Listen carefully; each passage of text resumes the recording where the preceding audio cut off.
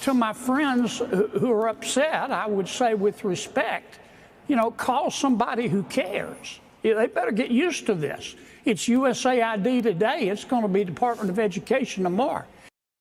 And I would just say a strong message to Democrats who are out there pretending to be outraged about the long list of crap that this administration is cutting, federal waste and funding, like $2 million for sex changes in Guatemala, $6 million to fund tourism in Egypt, $20 million on a new Sesame Street show in Iraq, $4.5 million to combat disinformation in Kazakhstan.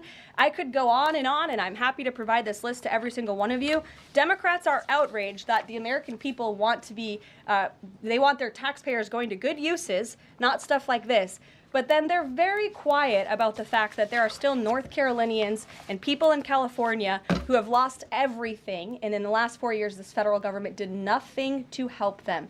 This president will continue to put Americans first. And I think the successes of this week so far speak to that. And it's only Wednesday. So I'll see you guys later this week, and we'll see you this afternoon. Thank you very much. Peter. Thank you, Caroline. Are any officials here preparing to fight Democratic lawmakers in the streets? Absolutely not. So thanks for the question. Some elected Democrats are so steamed about Doge.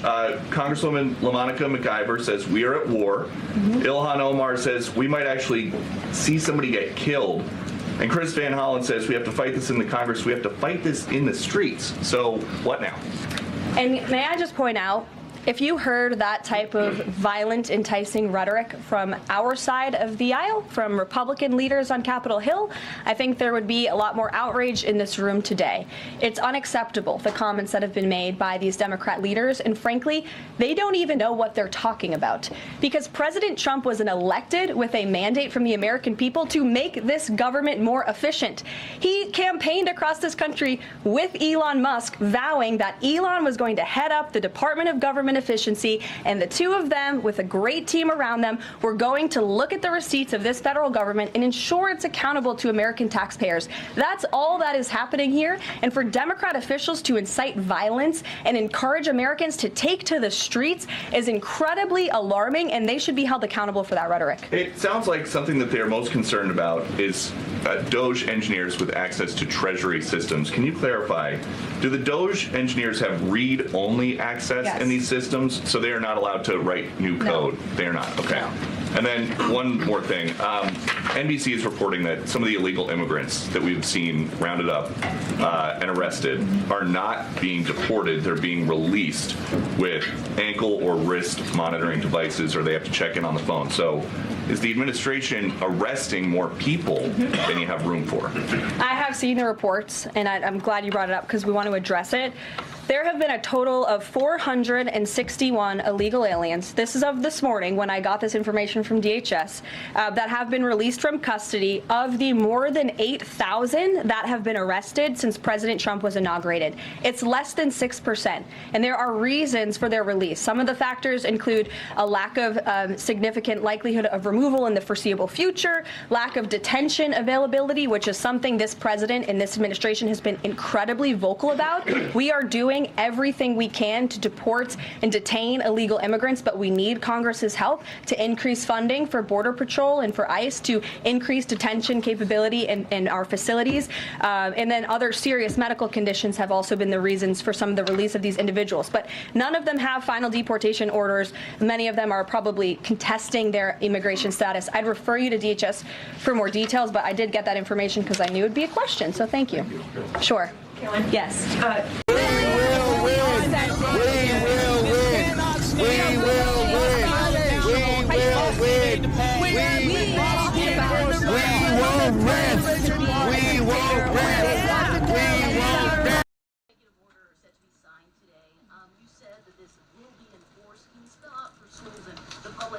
exactly the administration's plans to enforce this even at the local level.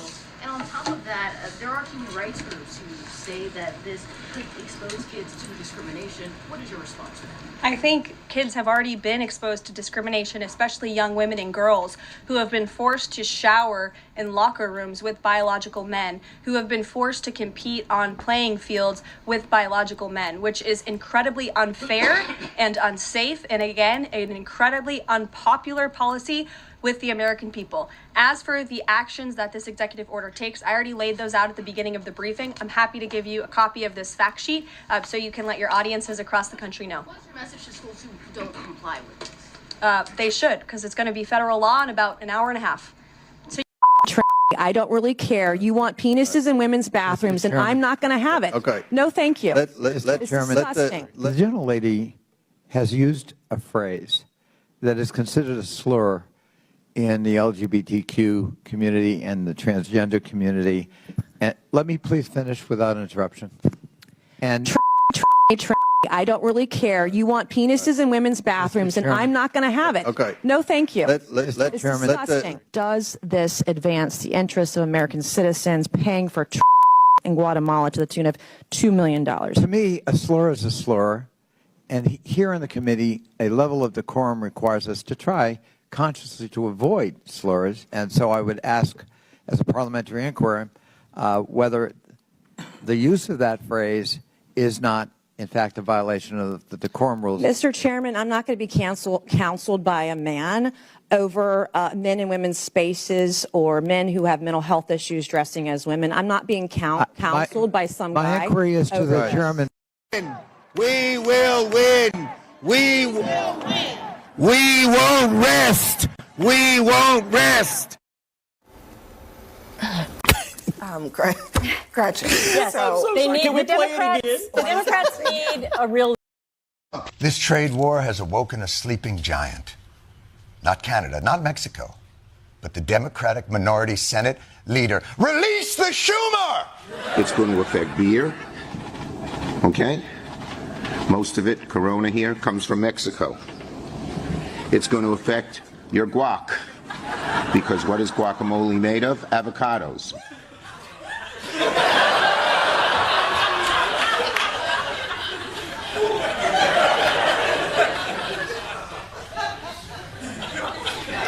Your response to the trade war is to tell us guacamole is made of avocados?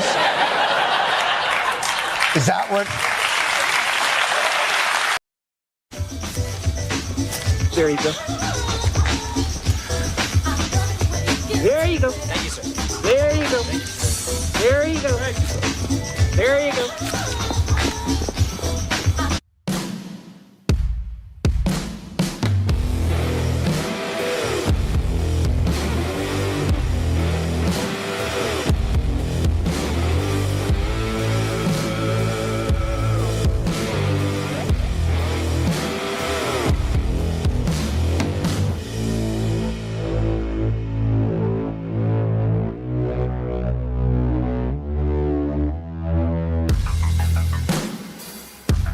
All right, Wednesday night, and we are live. Hope everybody's doing good. As always, be blessed in Jesus' mighty name. Just a couple of things off of the pregame. I just find it hysterical, as I said last night, that everybody is so bothered by American citizens having access to government.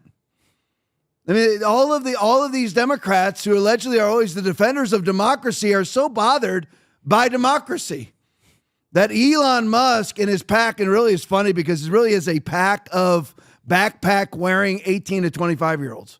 I'm not kidding you. They're swarming into the Treasury, into the FBI, all these different organizations, and just simply accessing what they're spending money on. I don't have a problem with that. I don't have a problem with finding out what the FBI is spending money on. I don't have a problem finding out what the Treasury's writing checks for, as we keep finding out that the Treasury has been writing checks without any sort of circumspection whatsoever. They simply, even when they know it's going to a terrorist organization, Treasury's writing the check. There's no accountability whatsoever. There's no supervision. They've just been writing checks for years, for decades. That's how it's been going. And we're $37 trillion in debt. Trump gets attacked because they're saying Trump's releasing the people that he's catching, they say he's going to be deporting, he's actually releasing them with an ankle monitor.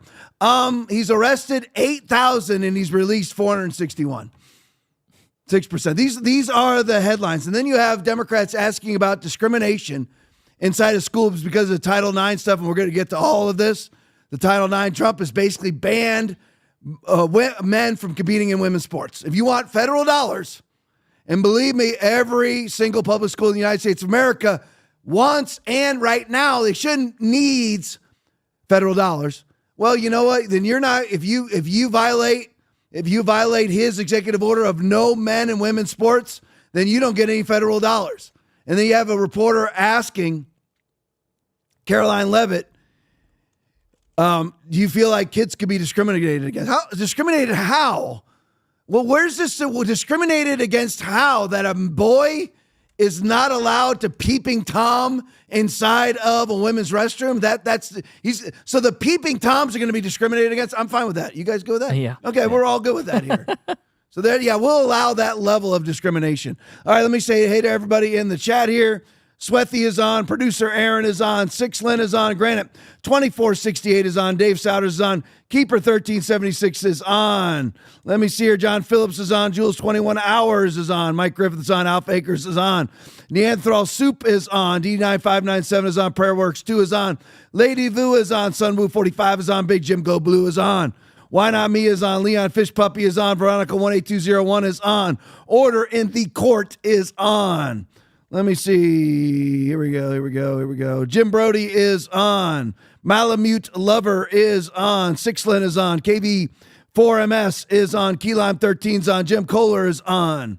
Alpha Acres is on. Volvo 960 is on. Sexy Ponies on. Confederate 1 is on. Joe Heathen is on. Black Bart 201 is on. Richard Perry 49 is on. House of Free TV is on. Peg Joe is on. Big Scott 1 is on. Kev FM1 is on. Let me see here. Lloyd Shaw is on. Joe Enns is on. Snarl Barkley is on. KGP Co is on. Let me see here. Luann 5 is on. PD Frank 1974 is on. Scooter 887 is on. Rum Pierre 1 is on. Let me see who else here.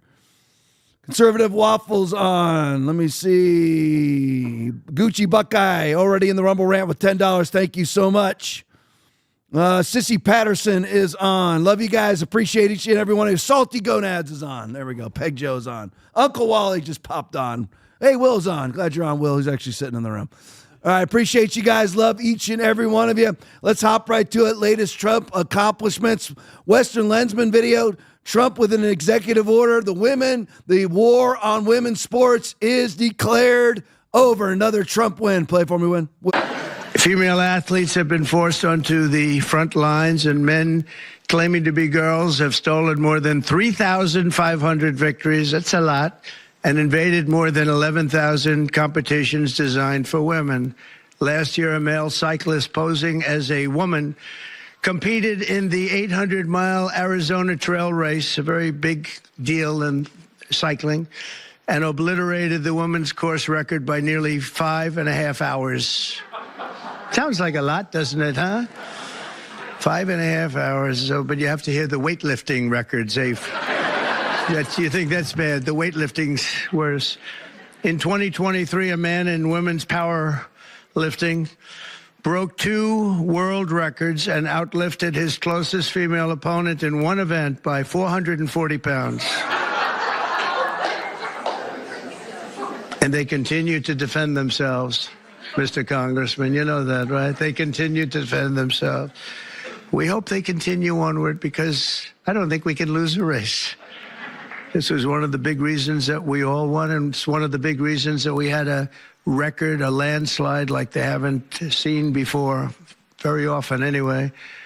And who could forget last year's Paris Olympics where a male boxer stole the women's gold medal after brutalizing his female opponent so viciously that she had to forfeit just after 46 seconds, and she was a championship fighter.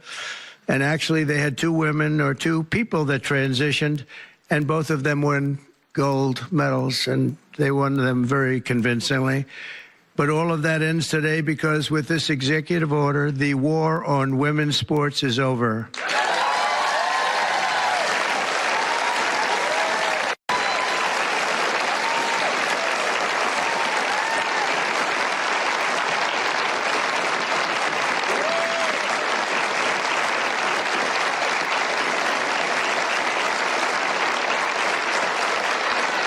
Thank you, everybody.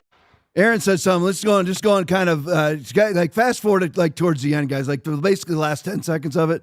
And Aaron just made a comment that I just have to comment on Aaron's comment. You just look at all the people in the background right there. Look at those. Look, that's Republican women. You compare that, and you may not like this, and it doesn't matter to me whether you do or not. But you compare what Republican women look like in comparison to Democratic Party women. Look at this. All right, this if you're going to choose a wife, out of the adult women, that's where you want to go. Don't go to some Planned Parenthood rally where you'll see the most disgusting women on the planet. I mean, look at the difference. I mean, there's just a huge difference. And just a couple of things you can bring back to me, guys. So anyway, just on this, it's hysterical. And Will brought this up because they loved how unashamed he is. Just make fun of him. That's what you do. Once you're in, that's what people don't get. The Bible is always correct. Either be hot or be cold. Let your yes be yes, your no be no. Revelation 3:14, Matthew 5:37, Revelation 3:15 and 16. You'll either be hot or be cold. If you're going to go in and you're going to say, I'm outlawing men and women's sports, then just go at it. Don't be apologetic. Don't sit there. I don't want to hurt anybody's feelings. Don't worry about it. You're going to crush people's feelings. Who cares? You're crushing the feelings of a peeping Tom. Who cares? Who cares? You're crushing the feelings of a man who is erotically turned on by dressing like a woman and can't wait to watch women undress in a locker room or restroom. So be unashamed and start making fun of them just like Trump did. Talking about the bike race in Arizona where a man won by 5 hours. You usually win a bike race, especially a day race, by minutes. He won by 5 hours and set a world record. Set the record for the race. and then in a weightlifting meet, a man won in a single event while setting 2 world records by 440 pounds in a single event. And see, what's been funny is, and Aaron and I were talking about this before the show, is that now Democrats have been pigeonholed into having to defend that.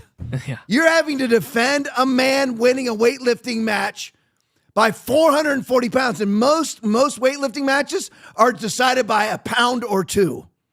Literally a pound or two. At most 5 pounds difference between the gold medal winner and the silver medal winner. And he set 2 world's records in a women's event. He set 2 world's records in a women's event and won by 440 pounds. And then of course you had the 2 trans women, which means fully penis men, competing in Olympic boxing. And both of them, of course, brutalized the women they were fighting against, one of which quit after a half a minute in the gold medal round. And she is a world championship fighter, tough as nails, but she can't go in there and fight a dude. And some women might be like, oh, yeah, they can. No, they can't. You can just get off your high horse if you believe that. You can't. Believe me. They're just not going to. Again, I could show you videos. I'm not going to do it. I'm not going to. Aaron, don't go find it. I'm ready. I know. Believe me, I know. But the women's soccer team, which is womaned by 20 to 32, 33-year-old women, who do they practice against? 14-year-old men, and they get whooped. And I can show you that video, and I can show you the video of our Olympic team playing retired men in their 40s and getting beat 9-0. They couldn't stop a shot. I'm talking about men running around with dad bods, whooping them. And these are the creme de la creme of women's soccer players. And you know what? God bless them. But please, if you are one of those that believes that women can compete with men, you have lost your freaking mind. We can't do what you can do, and you can't do what we can do. And that is just the way that it is. And I am a Romans 2:11 guy. God has no respecter of persons. He doesn't look at men above women or women above men, but we all have our lanes. As simple as that. All right, on to the next thing here. Just doing all things Trump right now, so we're hopping all over the place. New York Post pick. New York Attorney General Letitia James tells hospitals to continue sex change procedures for minors despite Trump's executive order. What should we do with her then? Arrest her? Yeah. You're like, Tom, that would just cause. So the only problem that it would cause. They arrested Trump. How many times did they arrest Trump? How many times did they arrest Trump? Did it cause us any trouble? Didn't cause us any trouble at all, did it? The only people that it will cause trouble for is the Democrats. Just arrest her. Let them get all flummoxed by it. Who cares? They're never going to vote for you anyway. We're going to lose vote. No, you're not. Arrest her. It's as simple as that. She's in there. She is training illegals how to avoid ICE custody. I could easily construe a case where that's obstruction of justice. She's doing it. Phil Murphy's doing it. You know what? We have Elon Omar doing seminars about how to avoid ICE custody. Arrest all these people. Arrest them all. Well, then you're going to upset people. Only people you're going to upset are the ones who are never going to vote for you anyway. All right, go to the next one for me. This is Will's story of the night. He's most happy about this one. All right, Pete Hegseth breaking. In December of 2024, what was that? That was a month after Trump was elected. The U.S. Army had its best recruiting number in 12 years. 12. Wonder why that is. Because here's the thing. For women, you know what? Finally, you're not going to have to worry about it going to page 47 of the Army General Orders Manual and learning how to shower with a fully penis female. Tom, that can't be. It is be. It is.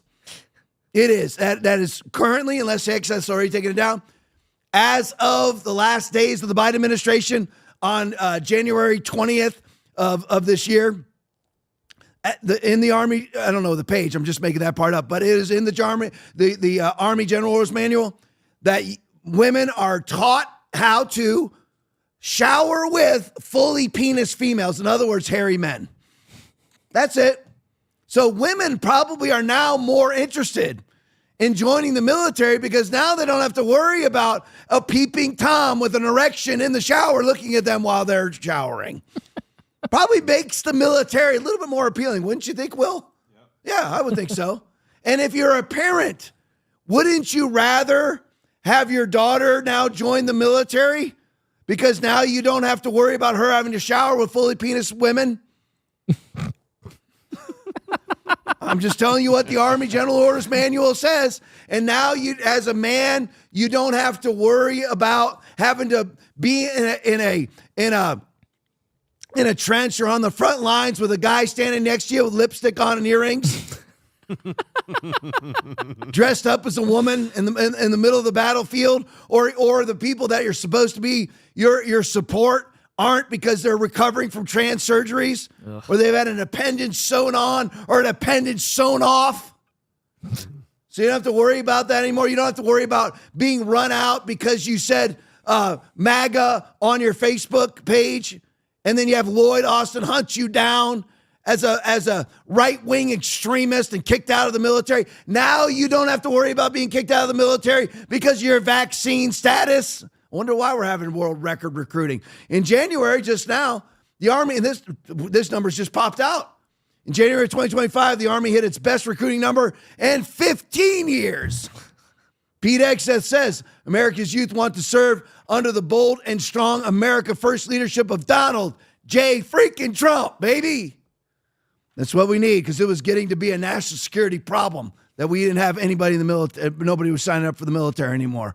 And again, how can you be a Democrat? When you see this, and it all turns around on a dime, the border, 93% shut in a day, and you sat there for 4 years saying it couldn't be done? You sat there for 4 years saying that the border is broken. You need comprehensive border reform. How do you like that comprehensive border reform in a day? Shut down. How can you sit there? How can you even remotely defend the effectiveness of Democrats? You can't. Our Insurrection Barbie video, I didn't even know. I didn't know this till 3 days ago, that we had 6 hostages in Venezuela. Did you know that, Aaron? I didn't know that. No, I didn't. Well, you know what? Those 6 hostages have been sitting there for years. And again, what did Biden do about it? Not much, because I never heard of it. Yeah. Believe me, I would know if there was something going on. So how long did it take Donald Trump to get him out? A week. Biden, 4 years of doing nothing. Donald Trump, 1 week. Again, how are you defending yourself as a Democrat right now when your guy does absolutely nothing for 4 years and Donald Trump brings 6 hostages home from Venezuela in basically a week? How do you defend? How do you defend your agenda? How do you defend your rhetoric and your narrative? How do you defend your politicians who do absolutely nothing? Insurrection Barbie video. Play for me, Will. This is an incredible story. I mean, I saw a lot of reactions on Twitter from, well-meaning fans of the president even saying, Is it bad that I didn't know we had 6 Americans being held in Venezuela? So just give us a little background on who these people are. Well, first of all, I have to say I'm still really emotional about what happened Friday. It was probably the highlight of my career to be able to represent America, to represent the president, and to watch what was happening in real time, to negotiate. Not only did we get the hostages back without paying a penny and without trading any hostages, which is really important, but we also got the Venezuelan government to bring their planes to the United States to take illegal immigrants in our country from Venezuela back to Venezuela. They are sending the planes and they are paying for it. I think this is the new standard. It's pretty amazing. But the negotiations were obviously very secret. I left Friday morning super early. I went on an Air Force plane, had Air Force protection. The Air Force is amazing. They've got young people who just are totally committed and working in secret and working around the clock. We flew out of Washington, D.C.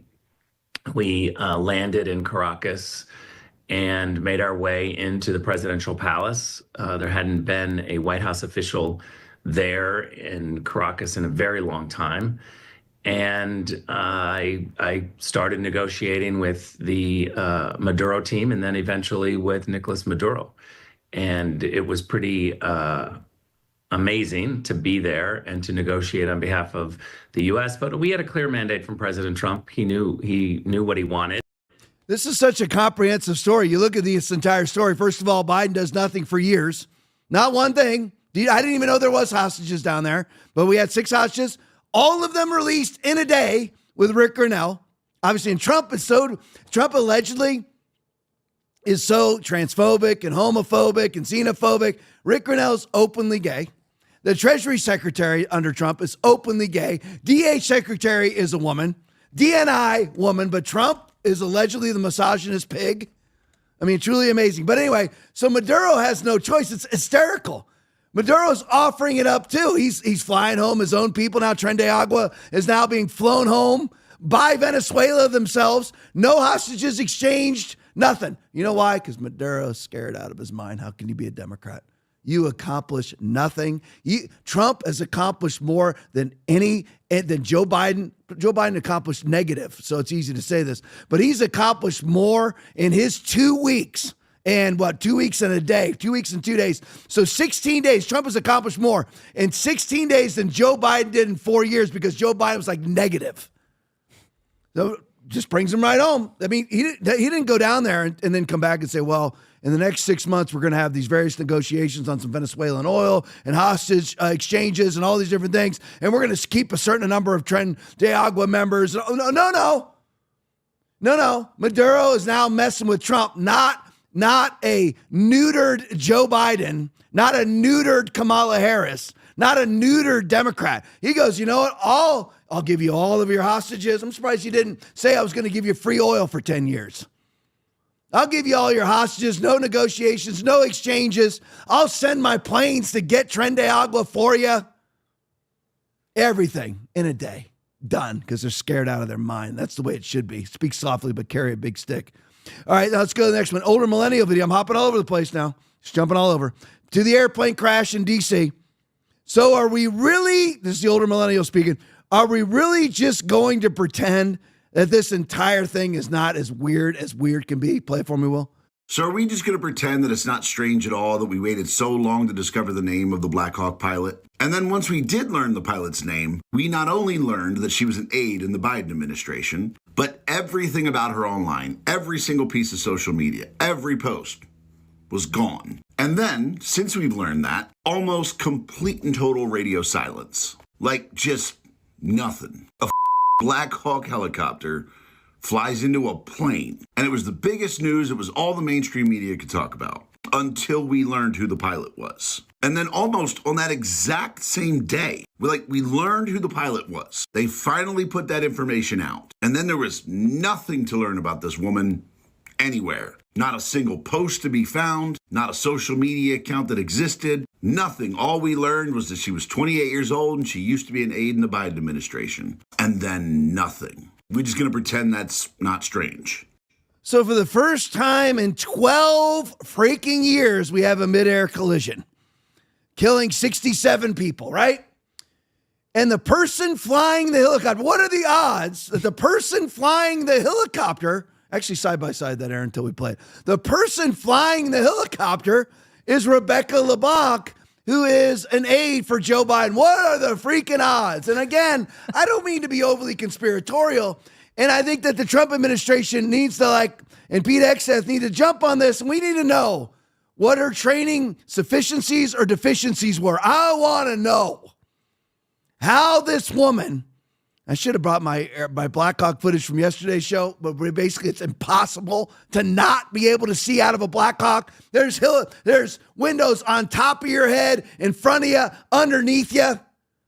And she never even veered off course. I heard another Blackhawk pilot on Fox News talking about it.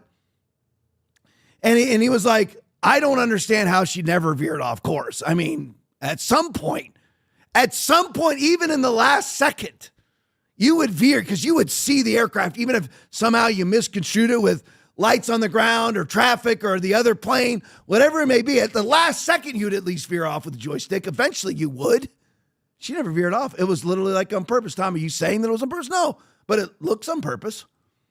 It looks on purpose, and she certainly was a Biden trans sycophant. Look at her. Look at her playing there at the press secretary podium. Look how happy she is flying. Does she belong behind? Does she belong? Are you saying, Tom, that no women can fly helicopters? No, I'm not saying that. I'm saying, does she belong behind the joystick of a Black Hawk helicopter? That's all that I'm saying. I want to know her deficiencies and her sufficiencies. I want to know her performance. There it is. Thank you, Aaron. Look at this. How do you not see? That's a Black Hawk right there. That's the Black Hawk helicopter that ran into the airplane. How do you not see?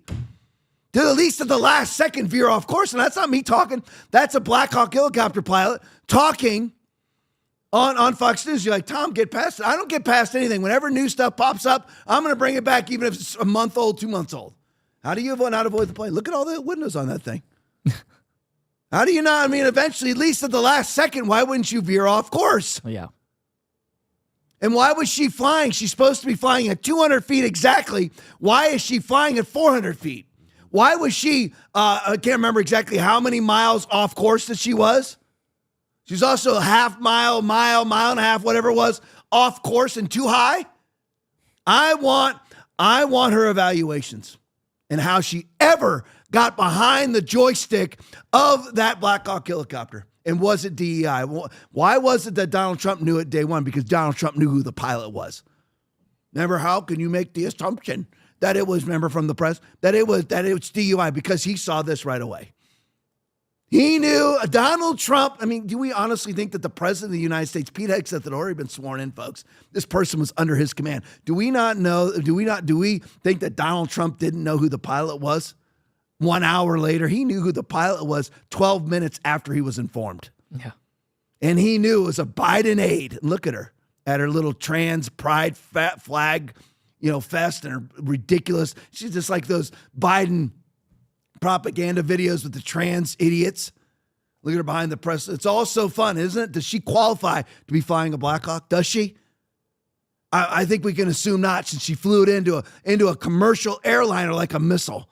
All right, Packing Patriot video. Play for me, Will.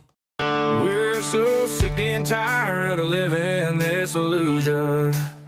Right up your with your diversity, equity, and inclusion. Hiring people based off the color of their skin instead of what's within. Now that's a situation that no one wins. Aaron, just throw that back to the beginning one more time. I just want everybody to see this. Again, just let the video play and mute it. So, I mean, again, this is it. I mean, does she qualify to be behind the joystick of, does she? Does she belong behind the joystick? There she is with Biden, of course. And then there she is with Biden, of course. There she is with Biden, of course. There she is with Joe and Jill, of course. And then now, lo and behold, she's behind the joystick of a Black Hawk that for the first time in 12 years, we have a midair collision. Why was she, did she qualify? All right, you can put that montage up one last time. Well, just to everyone, you can screenshot this or no, whatever. Play this Podcast for other people, send it to other people. There it is. Does she belong behind the joystick of a Blackhawk? Absolutely not. And that's why Donald J. Trump said it day one. All right, let's go to the next one. Cullen Rugg video. New 2 airport employees arrested for leaking the video footage of the D.C. collision. So you have a Biden official, a Biden aide who actually, I don't want to say commits, but the Biden aide flew the helicopter into the plane, and then 2 airport employees are arrested for leaking the video footage. 2 to Fox, to Alex Jones. No, of course, to CNN. 2 of them. Play it for me, Will.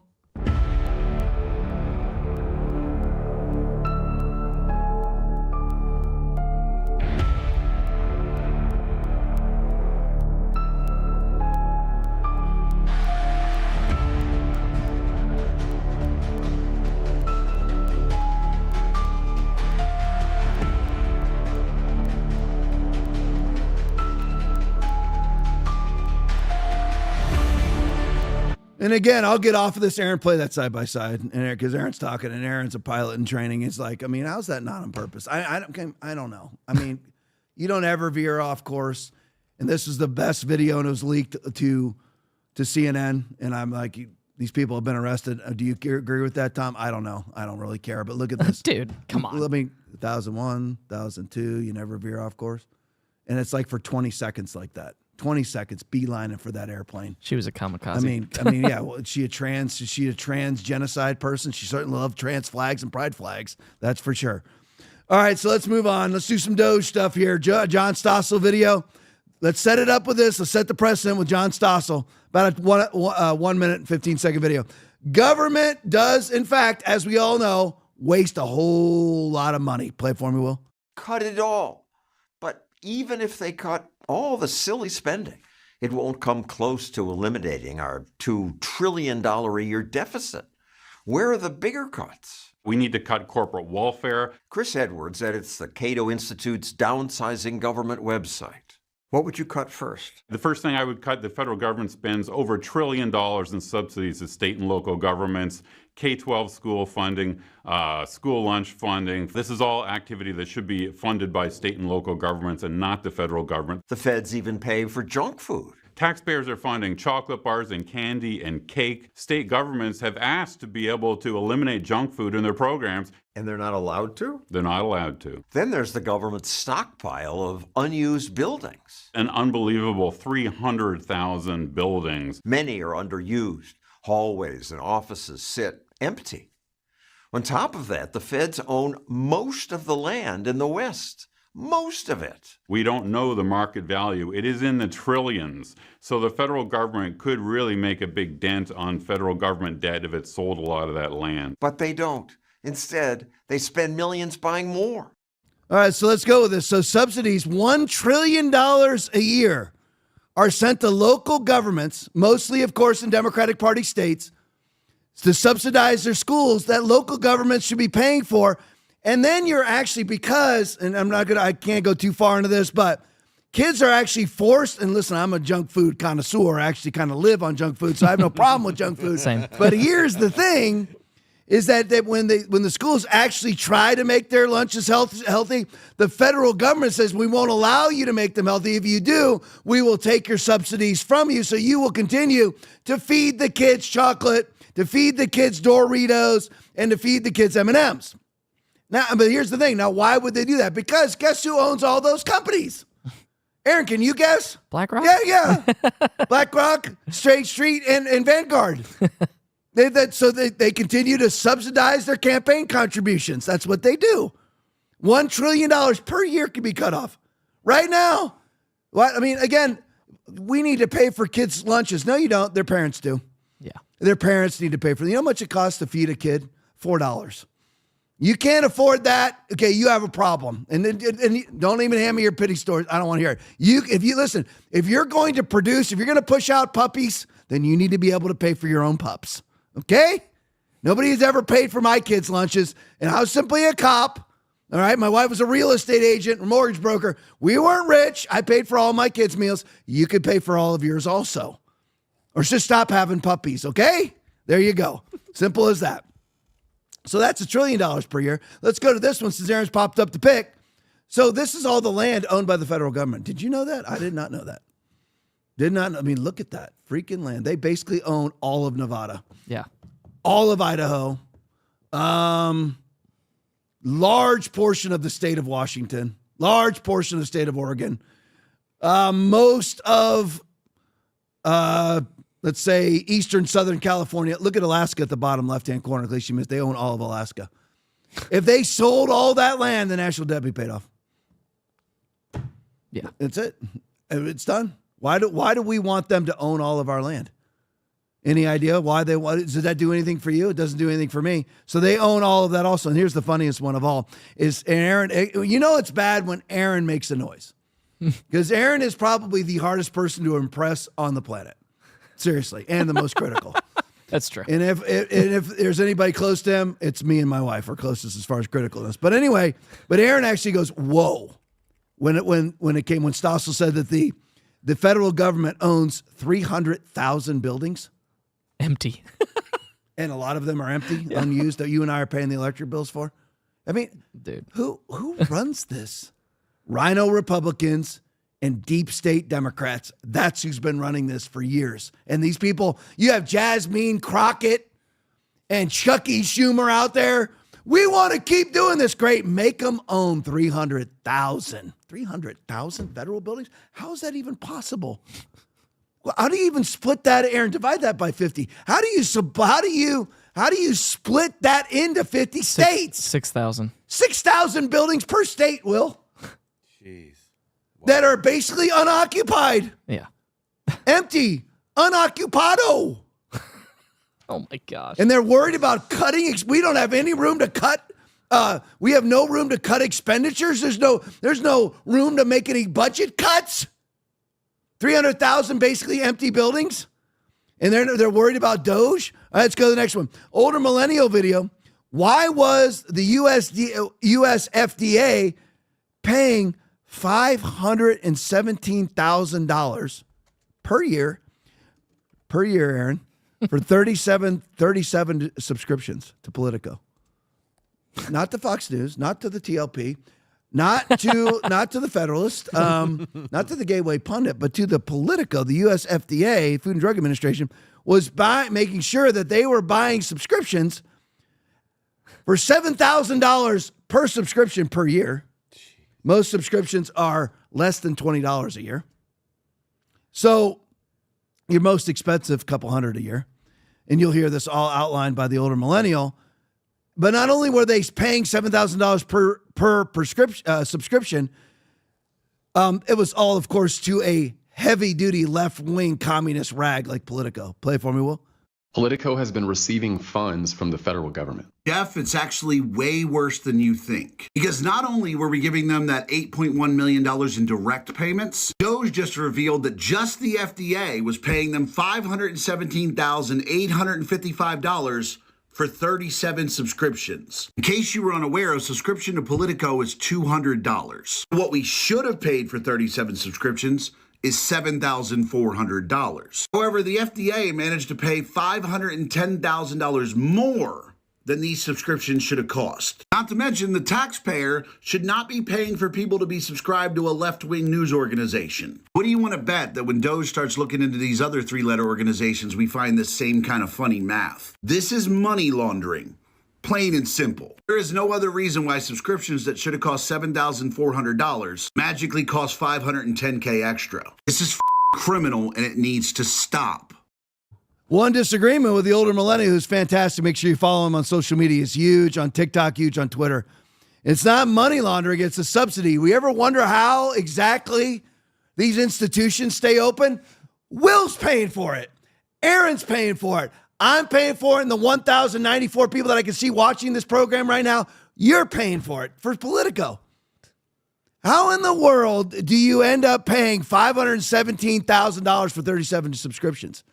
37 subscriptions should be $7,400 a year, and we're paying $517,000. And why are we buying subscriptions to any magazine, let alone a leftist magazine? As a federal government, why in the world is the federal government buying subscriptions for its employees at the USDA? and paying $517,000. And you have all the idiots out there in front of him. Schumer, Crockett, Presley, Maxine Waters. How dare you raid USAID? How dare? This is why, idiots. This is why. We're raiding USAID because the US FDA is paying $517,000 per year for 37 subscriptions to Politico. That's why you're being raided by Doge, you morons. How can you defend this as a Democrat? I hope there's a Democrat watching. If you are watching, get a Rumble account right now and send me any sort of decent argument about how in the world you would defend this sort of spending. I would love to hear it. Help me understand. Help me defend this spending. I would love to see. I'll scroll to the bottom of to the Rumble chat right now. Please log on. I will read it in front of you. You have no audience anyway.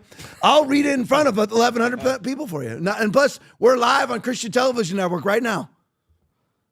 I'll read it in front of everybody. Send me your explanation about how in the world and how you defend and how you're supporting Jasmine Crockett and Schumer and Presley and everybody else in Waters screaming in front of USAID about being invaded and shut down. Because USAID was spending hundreds of thousands of dollars on trans coloring books in Peru. And you want all of that to be preserved. Send me your explanation. I would love to hear it. Please log on. I want to see it. Aaron, if you see it, I'll read it. Yeah, I promise it to you. I promise you I'll read it. All right, let's go. Breaking 9/11 video. Boom. Press Secretary Caroline Leavitt just announced that Doge is cutting all funding to Politico. Play for me, Will. USAID has gotten a lot of attention the last couple of days with some of these bizarre things that taxpayers have been funding. Now it looks like there are a couple media outlets that have been dragged into this conversation as far as USAID funding as well. Does the president have any comment on that? So upon coming out here to the briefing room, I was made aware of the funding from USAID to media outlets, including Politico, who I know has a seat in this room. And I can confirm that the more than $8 million taxpayer dollars that have gone to essentially subsidizing subscriptions to Politico on the American taxpayers' dime will no longer be happening. The Doge team is working on canceling those payments now. Again, this is a whole of government effort to ensure that we are going line by line when it comes to the federal government's books. And this president and his team are making decisions across the board on, do these receipts serve the interests of the American people? Is this a good use of the American taxpayers' money? If it is not, that funding will no longer be sent abroad, and American taxpayers will see. Let me make you feel even better. Load that next video, Will, because we're going to hop right to it. Let me make you feel even better. We think right now that it was, right now at this very moment, you probably think that it was $517,000 for 37 subscriptions that you and I paid for federal employees to read Politico. $517,000 for 37 subscriptions. Imagine that. So simply a subsidy to keep Politico in publication. So we think that's what it was, $517,000. Well, here's Jack Posobiec talking to Roger Stone. Was it just that amount? Play for me, Will. I'm seeing this out of Liz Wheeler over at The Blaze, that it wasn't just $8 million that Politico received from USAID. It was 34.3 if you actually go out to all political spending, or excuse me, all governmental spending from the U.S. government. That, yes, from USAID was the $8 million, but total $34.3 million in 1,349 transactions. And we're looking at, I'm seeing Department of Homeland Security, Department of Education, again and again. Roger, something stinks in Denmark. Yeah, we have discovered the slush fund for the deep state. This is where they were doing all of their deep black ops rather than the CIA. This is just going to get worse and worse. So as Doge rolls along right now, Elon's goal is to cut $4 billion a day. Right now, he's up to $1 billion a day. He'll get there. I mean, if you doubt Elon Musk, you're an idiot. Okay, it's the guy who's landing rockets as we speak, which NASA couldn't do from 1960 to 2024. But anyway, so it started off with, oh man, that's horrible, $517,000 on 37 subscriptions to Politico for the USDA. Then we find out, we go from 517 to finding out, whoops, $8 million was given to Politico from the federal government. And we're like, man, that's horrible. Man, that's absolutely horrible. Whoops. It's actually 4 times that amount. It's $34.3 million was given to Politico. Will's money, Aaron's money, my money, your money to a leftist rag that advocates for you and I to have our speech banned. That's who Politico is. And they put out false stories about conservatives all the time. That $34.3 million that's gone to Politico so far was over the course of 1,349 transactions from the federal government. And it went from various NGOs and federal government agencies to Politico. Sometimes it was funneled through the Department of Education and other various entities. But $34 million ends up of our money that you and I pay exorbitant amounts for in hyperinflation. Our money, $34 million went to Politico. That was printed, and then you and I go from having to pay $2 for a carton of eggs to $10 for a carton of eggs, so Politico can have their breakfast nooks in their offices. I mean, it's truly unbelievable. And then you have now. I wanted to highlight for as a public service, those who are the most ardent defenders of U.S. aid and the most ardent enemies of Doge. Here's one for you. Steven Crowder video. Here's Jasmine Crockett. Her act, as Crowder says, is so tired. Play for me, Will. Coddling is for the white boys. That's what's happening right now. I am tired of the white tears. Listen, if you are competent, you are not concerned. When I walk into Congress every single day, you know why I don't feel a way and why you can't make me doubt who I am? Is because I know that I had to work 10 times as hard as they did just to get into the seat. When you look and you compare me to Marjorie Taylor Greene or me to Lauren Boebert, there is no comparison. And that is the life that we have always lived. So the only people that are crying are the mediocre white boys that have been beaten out by people that historically have had to work so much harder. This is why they don't want us to have education. Well, I know it's hard to see through your lenses of racism, and you're so nearsighted. Maybe those mediocre white boys didn't grow up in the lap of privilege, like going to a $20,000 per year private school, then a $55,000 a year Rhodes University in Tennessee, getting your law degree from University of Houston, and basically getting $1 million for your first campaign from Sam Bankman-Fried. This whole act of hers, the mediocre white boys, and the struggle that I have had this entire time, well, I didn't go to the $30K a year private school. It was $20K. I had to watch. I had a best friend. They was twins. They had to share a Mercedes on the Sweet 16. They didn't have their own. Yes. There was littering. There was talk back. We had truancy officers. Listen, if you're going to act like a hood rat, then that's the way it is. Jasmine Crockett's been caught before. She doesn't talk like that. That's a giant act. She was a privileged person who's never paid for anything in her life, ever. Going to $20,000 a year private school. You know what I went to? Public school my entire life. And again, what would happen if I said the word black boys? Yeah. I mean, she can just throw out white. She can just be an overt racist. White boys in Congress. What if we said black boys in Congress? What if we said that? Oh, dude. Bad. Okay, so you're allowed to be a racist if you're her. All right, and I'm not going to sit here and defend myself and sit here and go, I'm not a racist, I'm not a racist. The thing is, all you're doing is buying into their agenda whenever you sit there and apologize. You know what? I'm just going to call it racism, whatever it is. She's the racist. There you go. That's it. I don't need to worry about myself. She gets exactly what she deserves. All right, back. I just want to show you nothing to do with Doge, really, but I had to show you who the most ardent adversaries of Doge are. She's one of them. We're going to highlight another one in a minute. All right, Jesse Waters' video. Nice montage, nice list of governmental waste given to you by Jesse Waters. Play it for me. They're using the old good cop, bad cop routine in Washington. Trump's the good cop. Elon's the bad cop. And Trump's fine with it. The Times says he's moving at a speed and scale that's shocking civil servants. As Elon and his team are working with a frantic around-the-clock energy, beds are being moved into the Eisenhower building so Musk's men can sleep at the office. Elon's nerd army, a bunch of 18 to 25-year-olds who rejected seven-figure salaries in Silicon Valley to trim fat in D.C. Young engineers in black backpacks, underpaid patriots, hitting the federal bureaucracy with AI and seeing what kind of waste, fraud, and abuse spills out.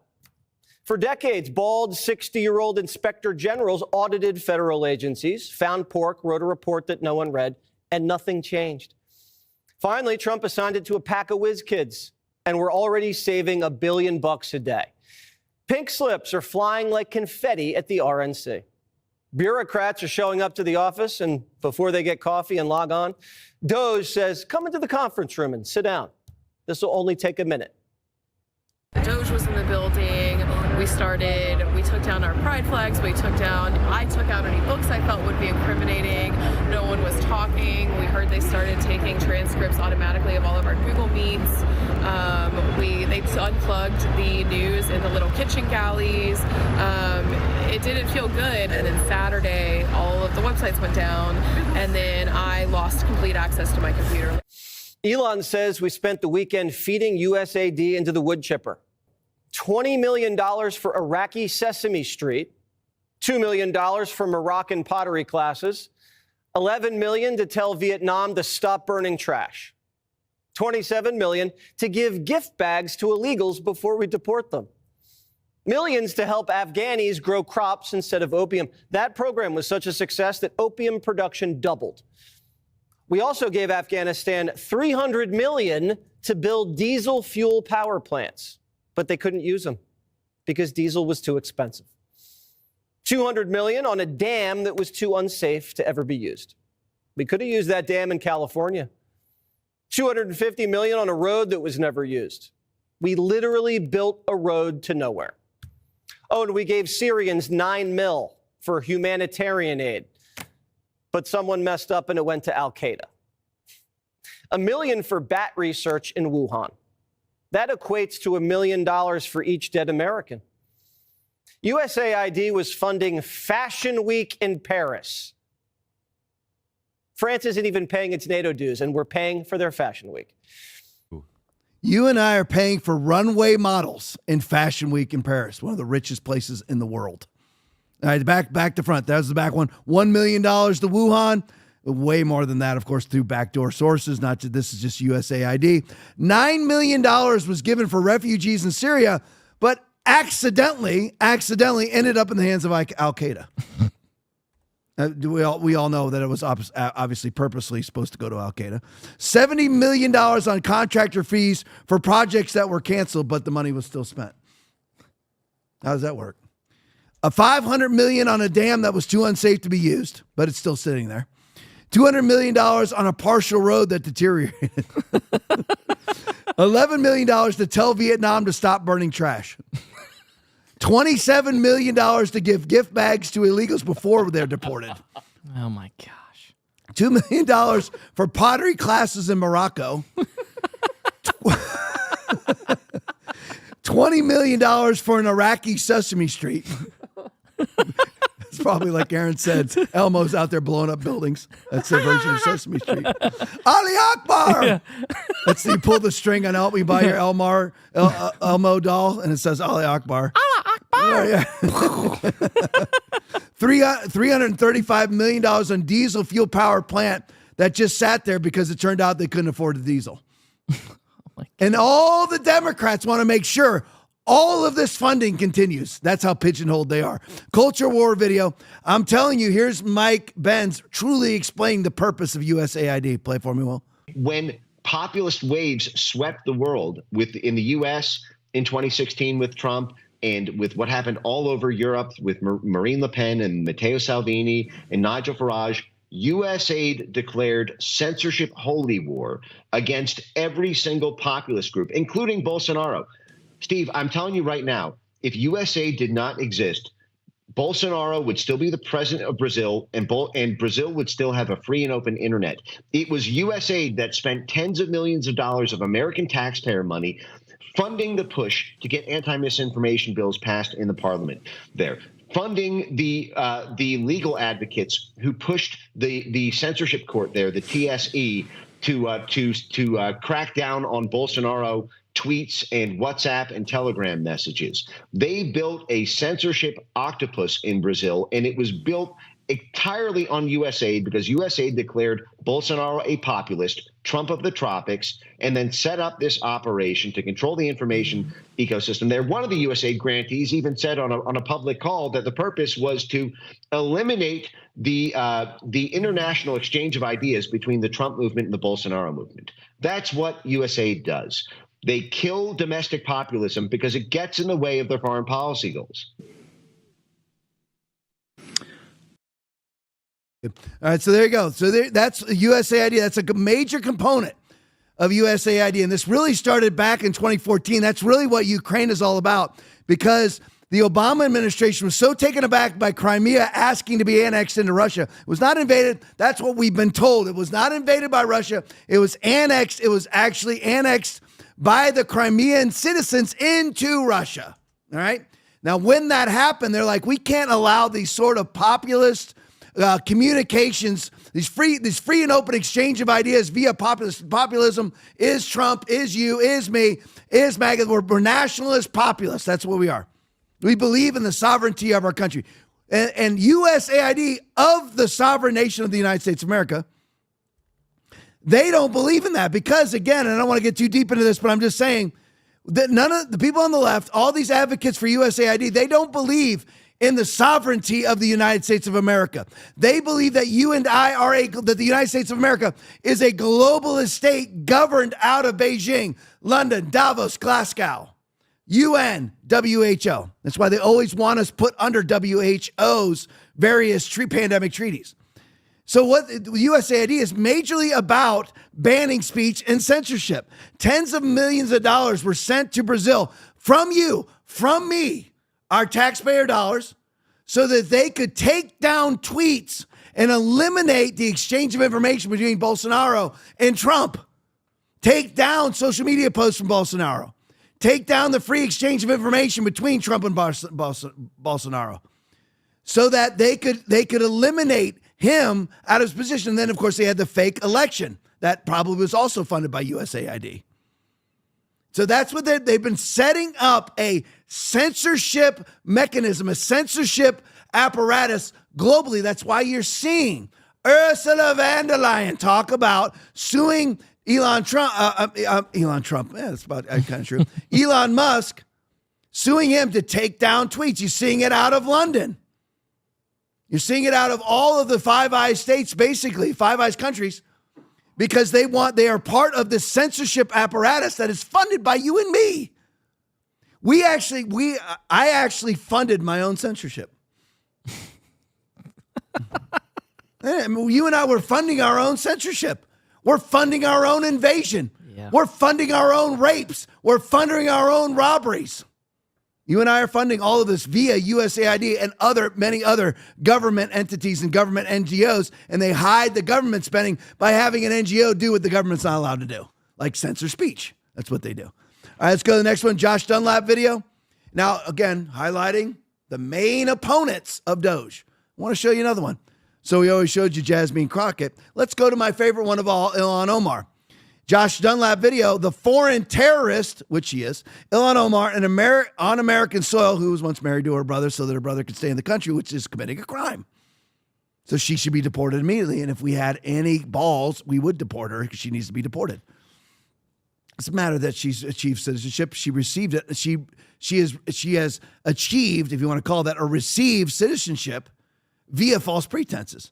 The foreign terrorist, Ilhan Omar, again, Josh Dunlap video, on American soil, is smiling as her prime minister from Somalia, thought she would be under the president of the United States, says that she's in the United States, Congress, to serve the interests of Somalia and not Americans. Play for me, Will. xildhibaan ilhaan cumar oo magaca Soomaaliya qalin dahab ah ku qortay qadiyadda ilhaan ma aha qadiyad ilhaan ma aha qadiyad Minnesota ma aha qadiyad reer Maraykan qadiyadda ilhaan waa qadiyad Soomaaliyeed guusha ilhaan waa guusha Soomaaliyeed waxayna noo ximbaarsan tahay macno weyn aniga oo ku hadlaya magaca dadka Soomaaliyeed oo dhan meel walba ay joogaan waxaan idinka codsanayaa inaad hiil iyo hool la garab istaagtaan ku taageertaan codkiina She's not serving the interest of Minnesotans. She's not serving the interest of the United States citizenry. She's serving the interest of Somalia, and she's an elected member of Congress who is basically, for all intents and purposes, an international supporter of terrorism. And congratulations, Democrats. I mean, congratulations. I know there's probably not many watching, but congratulations. How do you defend that? She's not serving at the interest. She's not serving the interests of Minnesotans. She's not serving the interests of United States citizens. She's serving the interests of Somalia. And she stands back there. Did she interrupt him at all? Did she come up and fix what he said? No. She sat there because she knows that's what's true. All right. I mean, therefore I am video still on Doge. Did you know the USAID spent your tax dollars, get this, Aaron, to fund celebrity trips to Ukraine? So we're always wondering how in the world they would just show up in downtown Kyiv. They'd be completely and totally safe. Well, because Will was paying for it, you were paying for it, Aaron was paying for it, and I was paying for it. Play it for me, Will. USAID sponsored American celebrity visits to Ukraine after Russia's full-scale invasion began. Angelina Jolie, $20 million. Sean Penn, $5 million. Jean-Claude Van Damme, $1.5 million. Orlando Bloom, $8 million. Ben Stiller, $4 million. This was done to increase Zelensky's popularity among foreign audiences, particularly in the United States. The involvement of celebrities made it easier to coordinate funding programs for Ukraine during the conflict. Man, it's expensive to get those celebrities over there, isn't it? I mean, Angelina Jolie, $20 million of your money. Isn't she rich? Well, why exactly are you and I paying for Angelina Jolie to go worship her Messiah Zelensky? Slava Ukraine, Churchill Zelensky. Why in the world $20 million for her to go over there? I mean, we could book a flight to Kyiv right now for $1,000, maybe $2,000. $20 million of your money via USAID, and all the Democrats are protesting to keep USAID open so we can continue to spend. If you are a Democrat, send me the explanation. Send me the justification behind spending $20 million to send Angelina Jolie to go lick the boots of Volodymyr Zelensky. I'm just curious. In the name of democracy, while she licks the boots of a dictator who's canceled every election, who's canceled all opposition media, who's canceled all opposition parties, and has removed the Orthodox Church. Aaron, you got something? Yeah, I was going to say, I thought like people like Ben Stiller just really cared. You know? I know, and you paid for him to go over there. I thought Ben would at least pay his own. It's like Kamala paying Oprah Winfrey $5 million. Isn't Oprah a billionaire? Yeah. Oprah goes, well, I had to pay my staff. You can't pay your staff? Out of your 1,000 millions, that's $1 billion. You can't pay him. She's probably a multi-billionaire. You can't pay your staff maybe $100,000 each to do an hour-long interview with Kamala. Sean Penn, $5 million. Isn't he a multimillionaire? Jean-Claude Van Damme goes on the cheap at $1.5 million. Loser. Yeah. Orlando Bloom, $8 million. What do you do? Have to pack a bunch of tampons? Ben Stiller, $4 million, all paid for by USAID. And Jasmine Crockett and Chuck Schumer stand out in front of USAID. We won't give up. We won't give up. Give up this? Is this what you're not giving up for? This is what you're so strident about and fervent about? Amazing. All right, where the heck am I? All right, Representative Nancy Mace. USAID, listen to her question these people. It's hysterical. USAID, I shouldn't call it USAID, is too busy playing global Good Samaritan to advance American interests. Play for me. USAID awarded $2 million to strengthen trans-led organizations to deliver gender-affirming health care in Guatemala. So to each of you this morning, does this advance the interests of American citizens paying for trannies in Guatemala to the tune of $2 million? Yes or no? Governor? I have no position. Of course you don't. Okay, USAID awarded over $750,000 to fund alleviating loneliness among migrant garment workers in India. Does this advance America's interests, Governor? No. No. I have no position. USAID awarded $1.5 million for providing a gender-sensitive response to migration at the Venezuelan border. Does this advance America's interests, Governor? No. No, I have no position. Does this advance the interest? Okay, so USAID awarded $4.3 million on October 1st, 2023 to a group to fund comprehensive health services for men having sex with other men in South Africa. Does this advance the interests of American citizens, Governor? No. No, I have no position. I bet you don't. Okay. USAID awarded $1.5 million to advance diversity, equity, and inclusion in Serbia's workplaces and business communities by promoting economic empowerment and opportunity for LGBTQI plus people in Serbia. Does this advance America's interests? No. No. Nope. You have no idea, right? Okay.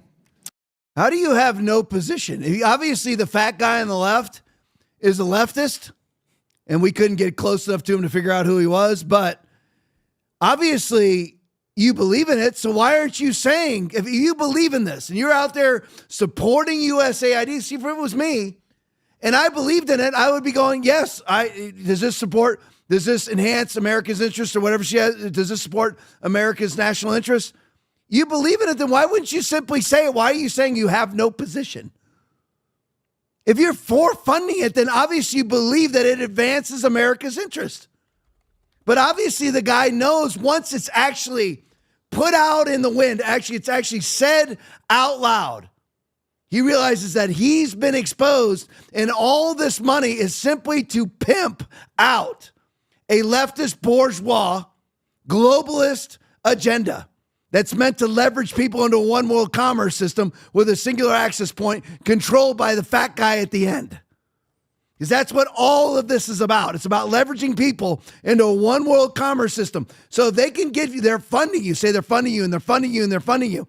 So once you're receiving their funds, it's like the climate change scientists. In order to continue to receive that money coming from the federal government, you have to advocate for the federal government's position, even if you find out via science that the government is wrong. But in order to keep your job, you've got to say that the government's right. That's what they do with these people.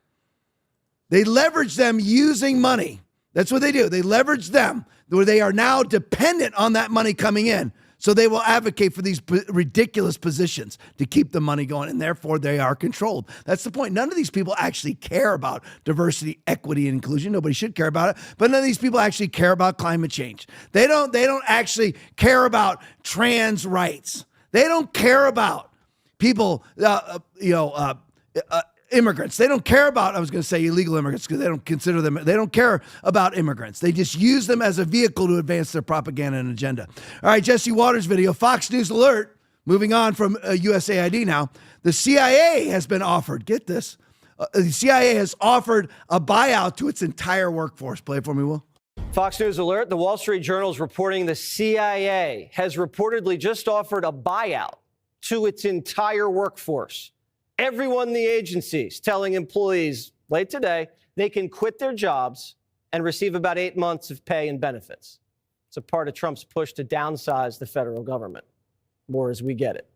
Oh, no. How will we survive without the CIA? The CIA is nothing but a slush fund for the Democratic Party to push its initiatives globally instead of domestically. That's all that the CIA does. They don't secure America. Have you seen their recruiting website? Have you seen their recruiting commercials? So Trump is simply saying the CIA does nothing to secure America.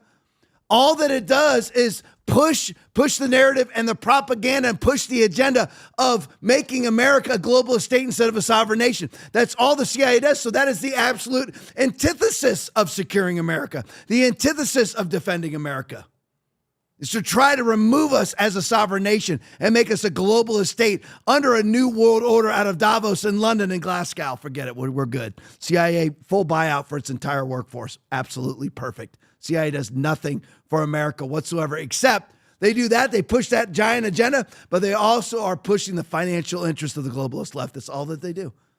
It's all about lining the pockets of the globalist left. That's really all the CIA does.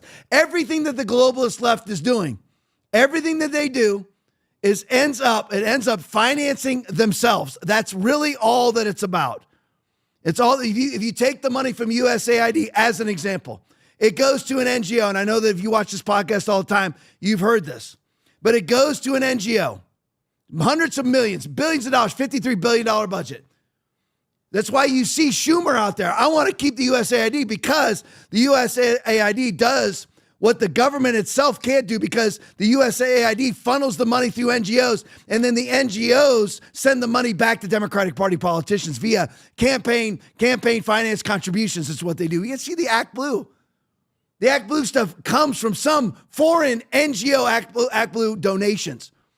And you end up with some woman in Scranton, Pennsylvania, who made 10,000 donations in a year of $47,000 that came from an NGO.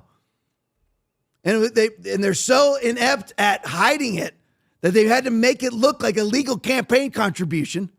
So they spread it out over multiple contributions, but they should have spread it out to 10,000 different people instead of 10,000 donations from one person, but they're too stupid to do it right. Yeah. So that's how it all works. It's really about finding a way. That's all the CIA does, is set up operations that ends up profiting people like Hunter Biden, like Jasmine Crockett, like Nancy Pelosi. So Nancy Pelosi can make stock trades off of a CIA operation overseas that ends up, she just happens to time it perfectly. That's all that it's about. Love of money is the root of all evil. Bruce Lavelle tweet, Doge has now been seen at the FBI headquarters. This is fantastic, isn't it? So let's go. Now, the FBI is all worried about it. So who do they send out? The man who was fired for perjury, Andrew McCabe, collusion hoaxer, Russian PP tape hoaxer, FISA warrant perjurer, Andrew McCabe. The Awakening 2 video. Oh, the irony. Andrew McCabe, the guy who was fired from the FBI for lying under oath, is now clutching his pearls because the DOJ is questioning FBI employees about their totally unbiased, wink, wink, January 6th investigation. Play for me, Will. New tonight, multiple sources telling CNN the Justice Department is instructing thousands of FBI employees to provide information about their work investigating the January 6th insurrection. These employees received a questionnaire today requiring them to explain their specific role in those investigations.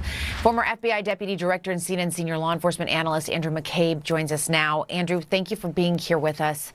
Look, President Trump campaigned on overhauling the FBI. He appears to be doing exactly what he said he would do, which is punishing and purging anyone who had anything to do with January 6th or investigations into him.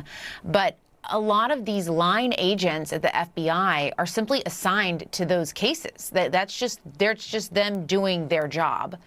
If they are to get pushed out, what kind of risk, because that could be over thousands of people, what kind of risk does this create for the FBI and our nation's safety? Yeah, thousands of agents who did nothing other than respond to the orders of their supervisors and of people at headquarters who likely sent them leads to the field offices where they work to conduct some investigative activity and maybe even execute a lawful search warrant or arrest warrant signed by a federal judge. So the idea that these people are essentially being virtually rounded up now, being demanded to fill out what I'm told is a 12-question survey, which is mostly yes or no answers, to identify themselves as people who may be targeted for some sort of retribution or punishment. It's absolutely disgraceful. These are people who are civil servants. They enjoy the protections of the civil service program. The FBI has an extensive process of if there are allegations of misconduct against specific employees, those things are investigated. They are given due process, and ultimately the Office of Professional Responsibility administers an adjudication. Nowhere in my entire 21-year history in the FBI did I ever see anything like this, where employees are literally being... The whole thing is, it's nothing difficult to understand here. Trump wants to know that these guys aren't in trouble. They just had to do a 12-question questionnaire. If they were simply assigned to the case and never abused their authority and didn't go after Trump as in a politically biased way, they got nothing to worry about, as we've heard over the last 5 years of 15 days to flatten the curve. If you did nothing wrong, what's the rest of the answer to that, Aaron? You got nothing to worry about. Yep. You got nothing wrong. Trump's got nothing to worry about when they raid your home in Mar-a-Lago. If you did nothing wrong, you got nothing to worry about. Yeah. That's what we've heard, right? So they got nothing to worry about, right? Here's another viewpoint. Steve Guest video. Andrew McCabe with zero sense of irony and with zero sense of history about the role he played in tarnishing the reputation of the FBI. Play it for me, Will. I think he made some mistakes. Yeah. Lack of candor is a term we use in the FBI and the Department of Justice. It's basically dressing up lying or mischaracterizing something. And remember, there are lies of commission and lies of omission. And what he's been accused of is making this disclosure to the Wall Street Journal that didn't fit under the public interest exception, and it was made in a manner designed to advance his own personal interests at the expense of department leadership. Wow. Now, for them to fire him, here's where I stand on that. If you're a probationary agent with 1 day out of Quantico and you lie, bye.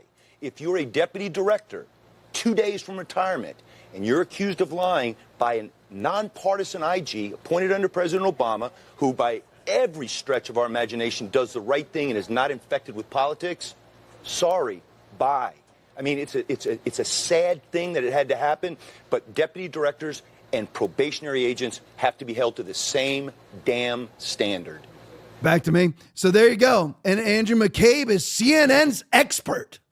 The guy who was fired for lying under oath, falsified FISA warrants. He knew the entire time that he was investigating Donald Trump, that the entire collusion hoax was, in fact, a hoax.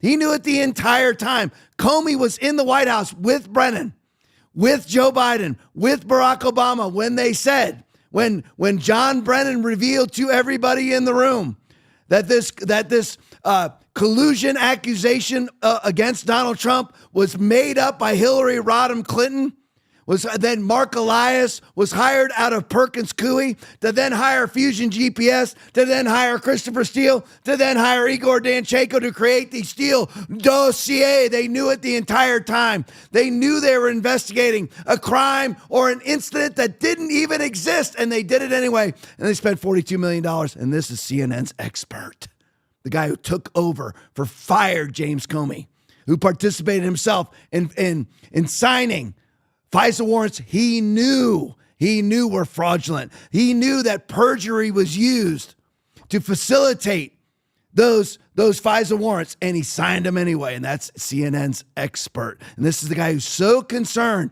about FBI agents who worked on January 6 cases having to fill out a 12-question questionnaire. What Donald Trump is doing is he is trying to eliminate all the people who will sabotage him behind his back while he tries to put forth his initiatives. That's all he's doing. And he knew last time this happened, he was telling, in his last administration, from 17 to 21, he was giving orders to his military, and his military actually wasn't following them. And this was happening all throughout the deep state, slow walking all of his initiatives. So the people who would slow walk his initiatives this time are all being fired. And that's what should happen. Listen to this. And even when McCabe was actually investigated, it was fake. The Paul Sperry tweet. Molly Gaston, look at the date on the bottom here. This is from 5 years ago. Molly Gaston, the assistant U.S. attorney who signed the letter to McCabe's lawyer informing McCabe she was closing, he didn't get criminally prosecuted, she was closing criminal case against him, is a Democrat who's given thousands of dollars to Democrats. Same old thing. Judge Merchan, Juan Merchan, same thing. Tanya Shukin, same thing. Judge Engeron, same thing. Fannie Willis, same thing. Alvin Bragg, same thing. Matthew Colangelo, same exact thing. You have absolute politically biased political hacks in position of judicial authority. That should never happen. And she was making the decision about whether to prosecute Andrew McCabe for open perjury, and she decided not to do it. But of course, she's a Democrat. I believe Andrew McCabe's wife is a Democratic Party activist also. She's a Democrat who's given thousands of dollars to Democrats, including Obama, who once worked for Dem side of House Oversight and whose mother worked for the Washington Post. Go to the next one for me, Will. Another Paul Sperry tweet. This one here from just a few days ago. Breaking, sources tell me Eric Holder, prosecutor pal Molly Gaston has now been fired, who signed a get-out-of-jail-free card for perjurer Andrew McCabe, was just fired by Trump's new AG. I outed her Dem ties in 2020. Let me show you this one. And wokeness video. The FBI just revealed, get these numbers now, that 5,000 out of their 13,000 agents were focused on January 6th protesters. 39, let's just round it up. It's 39%. 49% of the entire Bureau for the last 4 years, all of 21, all of 22, all of 23, and all of 24. 40% of the FBI was focused on January 6th protesters. Play it for me, Will. We just saw people going right through. There they are. And our in Statuary Hall. Now that is the area. Is that by the Walt which, Whitman camera that's capturing those? I believe. No. Whitman statue. I'm not sure whether that's the Walt Whitman camera, but what that is the area where the senators processed. There, I just want to show you this. This was the insurrection they were focused on. This is live. This is live, January 6th of 2021. Look at that insurrection. This is what they were, FBI focused 5,000 out of their 13,000 agents for 4 years on that. That insurrection. Look at that thing. How can you ever be a Democrat and look yourself in the mirror? How can you ever go to your children and say, call me daddy?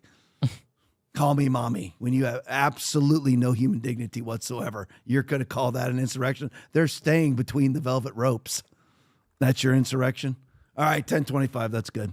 Appreciate you guys. Oh, man, look at all the people in the Rumble Rants tonight. Snarl Barkley became a monthly supporter. Thank you so much, Snarl. Nate Dad won $20. CW $15. Tammy L. Margaret $10. Gucci Buckeye $10. Jules 21 hours $10. Buckeye Nut, 1968, $10. Nads Yeager, $5.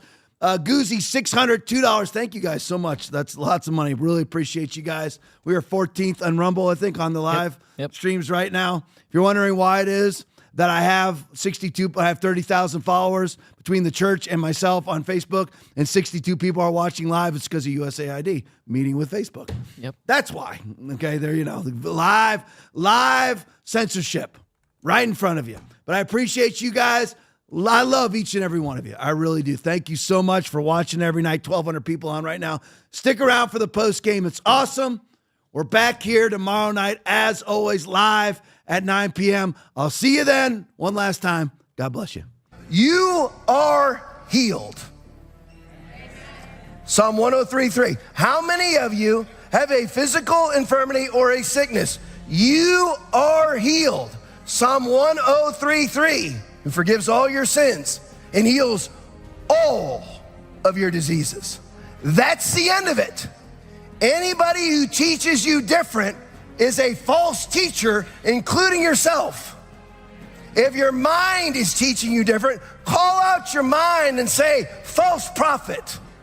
But that's not what I've been taught my whole life. I was taught, Tom, to show compassion for the sick. Did Jesus do that? No, Jesus healed the sick. He kicked out the compassionate ones and healed the sick. How much more compassionate can you be than to heal them?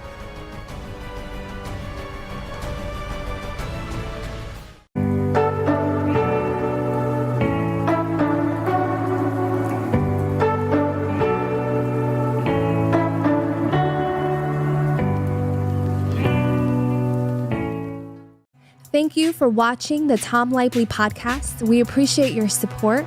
As a special thank you, when you donate $25 or more, you'll receive a free TLP mug. Sip your favorite beverage while enjoying all the insights from our episodes. Your support helps us keep bringing you current events from around the globe. Donate now to claim your mug. Riley Gaines and Sia Leahy are in hot water over their transphobic comments, and I just gotta say, who cares if biological males play in women's sports? Just be inclusive. Could not agree more. This is just a bunch of fear-mongering from right-wing bigots.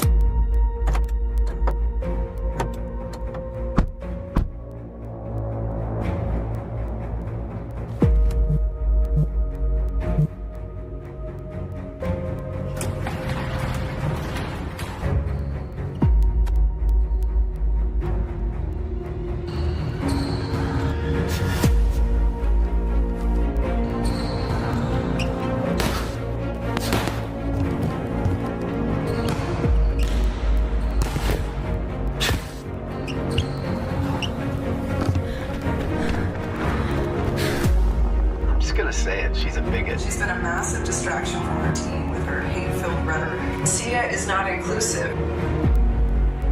And males invading women's sports isn't even a problem, as far as I'm concerned.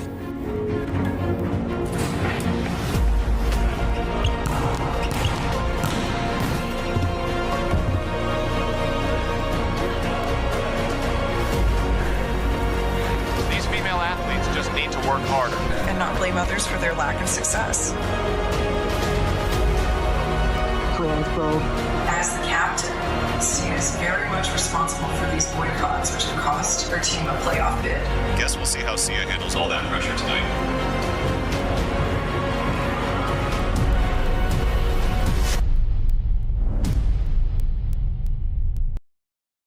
We will win.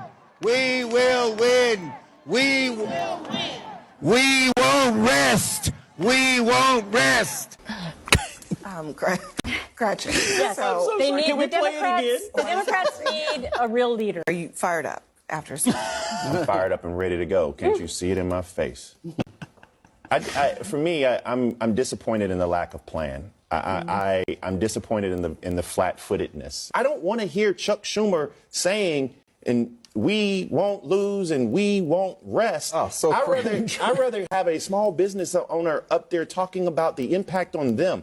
I'd rather have somebody who was displaced, who's a black woman who's worked hard to have her business out there chanting and they talking need to about. pick their targets because there is a risk here that they end up going to bat over things that Americans are like, what does this have to do with me? I think the highlight reel that you just played, spliced with the highlight reel of all the people trying to run the Democratic National Committee at their organizational meeting, ought to be put together.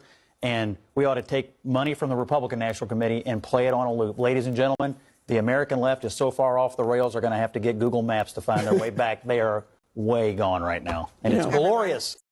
The gentlelady has used a phrase that is considered a slur in the LGBTQ community and the transgender community. And let me please finish without interruption. And Tranny. I don't really care. You want penises in women's bathrooms, and I'm not going to have it. Okay. No, thank you. Let It's Chairman, disgusting.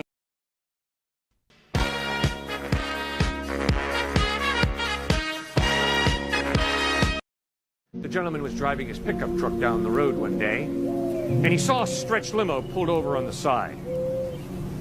He stopped because the hood was up. He goes up to the chauffeur and says, "Is there a problem here?" The chauffeur says, "Yeah, I don't have the faintest idea what's going wrong, but this car won't run." The man says, "Well, can I have a look?" And the chauffeur says, "Sure, go right ahead." The young man looks for a few minutes, finds the problem, fixes it. Chauffeur gets back in, puts the hood down. The car's running perfectly. The chauffeur says, can I pay you something?" And the man says, no. As he's walking past the stretch limo, the window goes down. He looks into the face of Donald Trump. And Donald Trump says, "I would really like to pay you something for your kindness." And the man is just about to say, "No thanks, you don't need to pay me anything," when he has a thought. He says, "Well, actually, Mr. Trump, would you please send flowers to my wife? Tomorrow's her birthday." Donald Trump says, "Give me your address." "No problem, they'll be there tomorrow." And the man goes back to his pickup truck, and the stretch limo takes off. The man never thought he'd see flowers the next day. But the next day, a delivery man brings the flowers to his house with the note.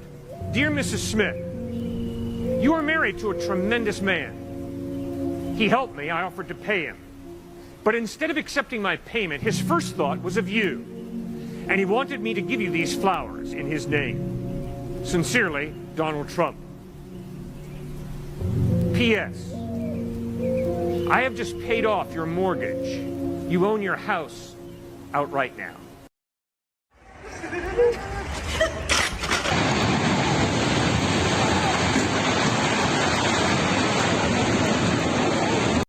The best story I know about Donald Trump is when he built the Trump Tower in New York, as you know, and probably the same in London. You don't just buy the land, you have to buy up. You have to buy the airspace. Right. It was Tiffany's owned the airspace where he was going to build Trump Tower. So before he went to the meeting with Tiffany's, he said to his architect, "I want you to draw up a plan of the most beautiful hotel you've ever seen, and then the most ugly hotel